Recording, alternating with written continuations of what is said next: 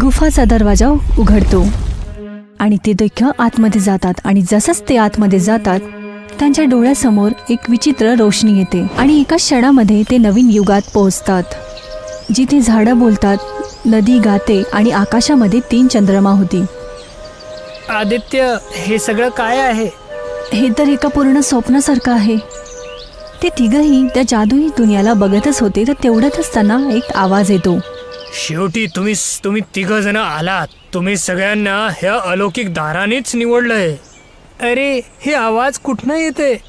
त्यांनी मागे वळून बघितलं, तसंच त्यांना त्या एक जादूचं झाड दिसलं. घाबरायची गोष्ट नाही आहे. तुम्ही सगळे इथे सुरक्षित आहात. पण तुम्ही असं का सांगितलं की आम्हाला निवडलंय? कारण की ह्या जगाला काल रात्री नावाचा एक भयानक अंधकार गिळतोय.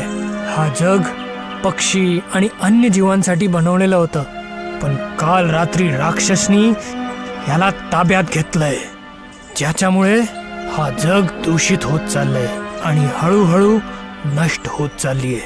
काय खरंच? हां, आज इतक्या वर्षानंतर तुम्ही तिघांनी हा दार ओलांडलंय. याचा अर्थ आहे की काल रात्रीचा अंत होणार आहे. तुम्ही तिघं आणि समजदारी एकत्र येऊन ह्या जगाला वाचवू शकता. तुम्हाला फक्त त्या काल रात्रीची गुफा शोधून त्याला नष्ट करायचं आहे. त्या जादूई बोलणाऱ्या झाडाचं बोलणं ऐकून पाखी आणि